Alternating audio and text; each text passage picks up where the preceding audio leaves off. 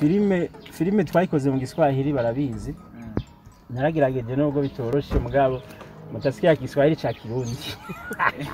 Donc mu gihe Giswahili umuntu yacose mwibere. Nundi yagitoraguye mu barabara bwiza buyenze akamikitama kandi kitamwe. Ntivyigira biba original. Rero je nzovuga Gaswahili nyene karinganiye na je mu umuntu bivyo ndiko ndashaka kuvuga. Abatanzania novuga mu mico canke sinzi indimi zirabagora ikirundi kugira cinjire bakimenye neza birabagora nabibonye usanga abantu bazi Giswahili n'icongereza gusa benshi nabwe na bonjour ugati nasema nini bonjour nini groupe y'abantu kana kabajeje gusigura kuryo je nzanye filime yanje muce mugenda mukayuma bakaja mugira ati zana Emilio mu kwezi kumwe tuzogwa filime isigura ino nta bihari ahubwo nkaho biba bahinga mwizi ibintu bijanye na production ni mu bihinyanyura.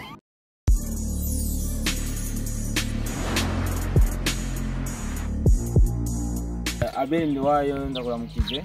mahoro urumwe novuga mu bantu dusanzwe tumenyerana mu gihugu cy'u Burundi basanzwe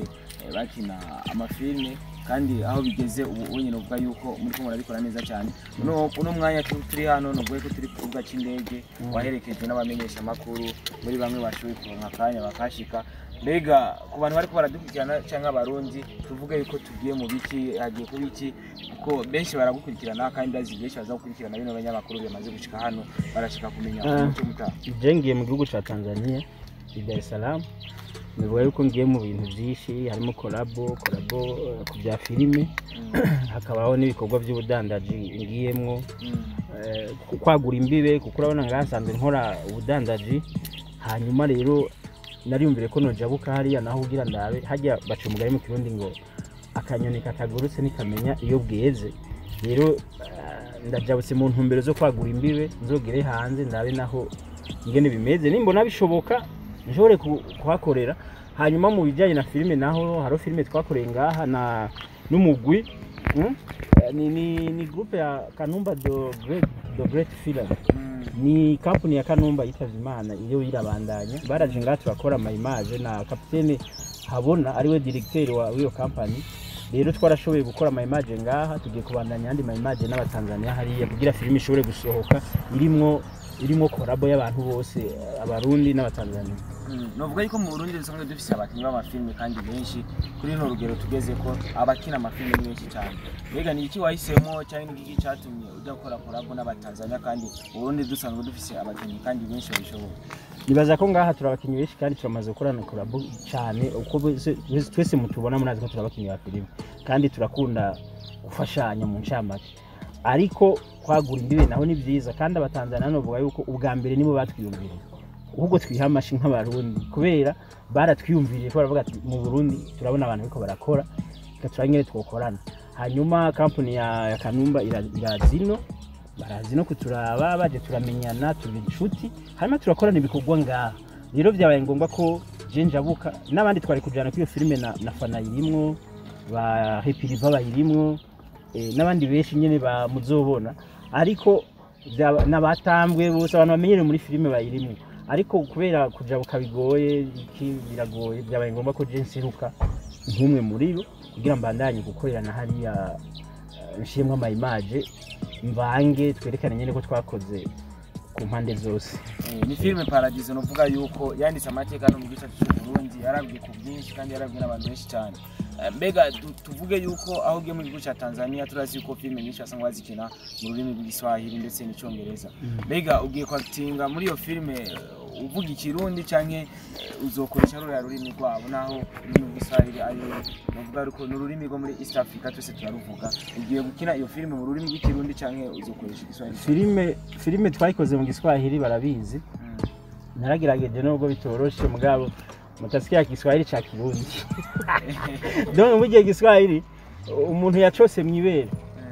Nundi yagitoraguye mu barabara bwiza buyenze akamikitama kandi kitamwe. Ntivyigira biba original. Rero je nzovuga Gaswahili nyene karinganiye na je mu umuntu bivyo ndiko ndashaka kuvuga. Rero novuga yuko filime iri mu Giswahili mugabo harageze aho turayikina ndavyibutse sivyo baravuga yuko ikintu gikoranye mu Giswahili warakivuga mu Kirundi bivuze yuko aho hantu bazoca bakubita ko nk'igicongereza akajya gaja kinyuma ko gusigura wari uvyemerewe nyene urabona urashobora kuvuga igiswahili hanyuma ugasanga ijambo rimwe riranyitse rivuga mu kirundi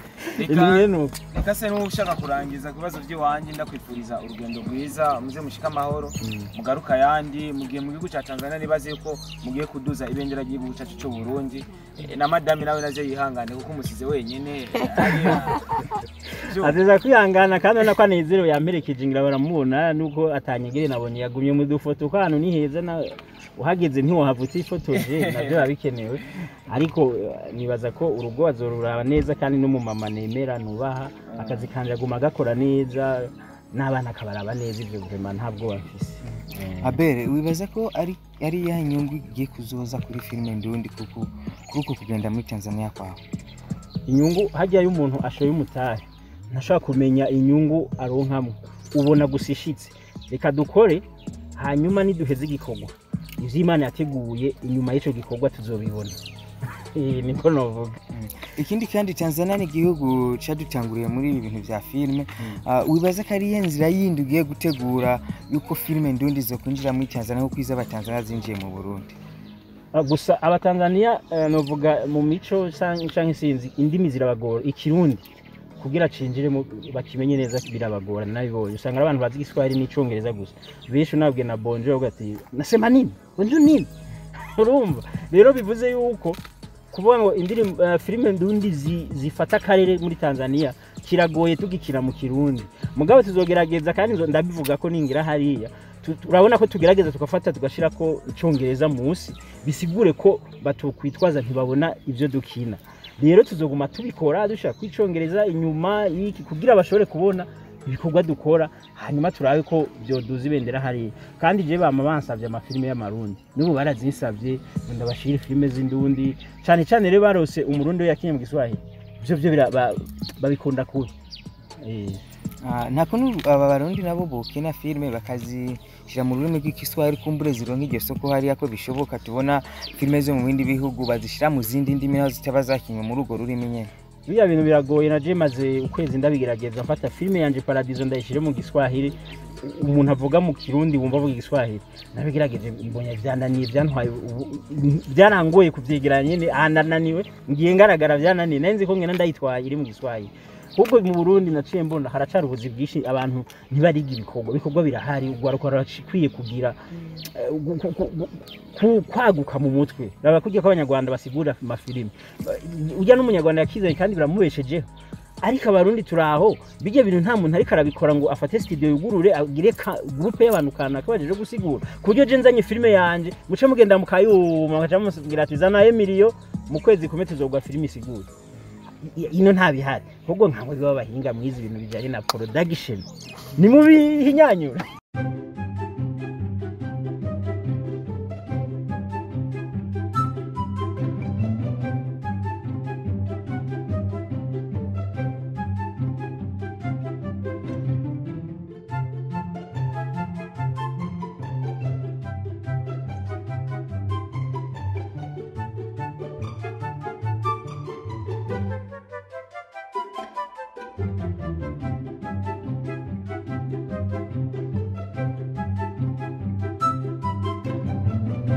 This food ni restaurant nziza cyane iteka imfungurwa z'ubwoko bwose kandi z'akanovera iri kuri station MPS impande ya Star Hotel na Kotebu. Eat this food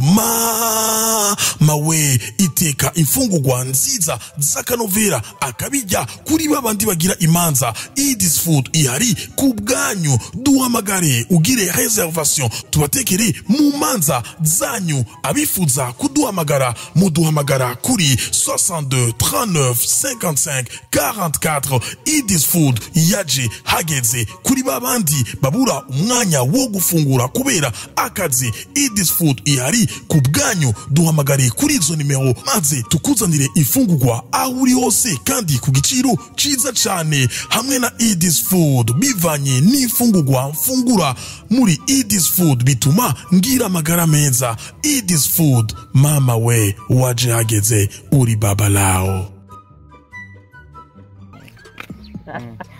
Dani tubona mukuna Abel akajambo kamwe uganda utekere ya Abel. Akajambo natekera Abel nuko duserukira yagiye ntiyivugire ashike no kuba yavugira igihugu avugire n'abasitari bo mu Burundi hama agenda amahoro Imana yumujya imbere kuko urabizi biragoye aze agaruka amahoro we nawe ni ryari mu nyuma yiwe zaca ngenda nanjye Fani nawe akajambo utekerera Abel urugendo agiye gukora akajambo namutekerera Abel nuko namufitiye urugendo rwiza n'amahirwe menshi mu byo agiyemo kandi azobone kure agomba ndakivuge nabi azogerageze aronke ubumenyi bwinshi ashobore kuzana ubumenyi bwinshi kugira natwe duheko kandi urabona aho twajyanye urazi ukunda kumbera umuhanuzi kenshi mu bya filime dufashanye ikizonanira nzokubaza uzogume online ndakubaza ati bavuze ibi n'ibi ngiri rega musanzwe ibikorwa dukorana ugufashanya twebwe muri filime twaratahuye ico bita Union Sera Force bana turi hamwe uyu mutipe muramuzi yaje atangura ingozi arakora rubaka izina ubu yaje Bujumbura hose ariko izina dufise amafilime mashasha yiwe membo y'ikuzimu ibintu byinshi twe turakorana twakoranye n'abanyengozi amafilime Imana mu bantu ni ukuvuga muri filime ndabona harimo urunani kandi iyo mu bikorwa kana kabaye mu urunani iterambere n'isiri kuboneka rero tubanaye dukundane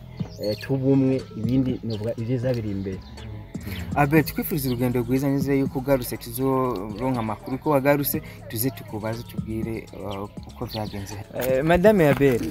akajambo utekerera umufasha wawe hagiye mu rugendo agiye gufata mu gihugu cya Tanzania ikintu cya mbere na mbere urugendo rwiza Imana izimurinda hagiye kandi azungura ubumenyi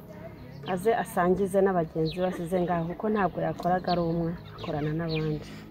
nabwo ufite abatanzania ko bazava mutwara hava gumaya guhebe ubwoba ntabugize ari nangaha hariya niho nabugirira rega kuba ari mu kindi gihugu ntibivuga yuko ingeso n'ubundi asanzwe afite arayigumana asanzwe rero ari umugabo azi kurinda iby'urugo rwe nawe rero ndabizi azakwirinda hariya nawe tuzi ko nawe uzosigarana urugo neza bana nta kibazo vrema azoza asanga umwimbo ku kazi yakora nawe azoza harura araba kungene byagenze yego tubashimire cyane nizere yuko umunsi yagarutse tuzuba turi kumwe ngaha tuje kumwakirana rwese murakoze cyane namwe urumva nanjye nzaba ndi nomero ya mbere kuko nta kuntu mwaza naraza yego urabyumva nawe Abel urakoze cyane sasa murakoze reka ngende n'amasara agiye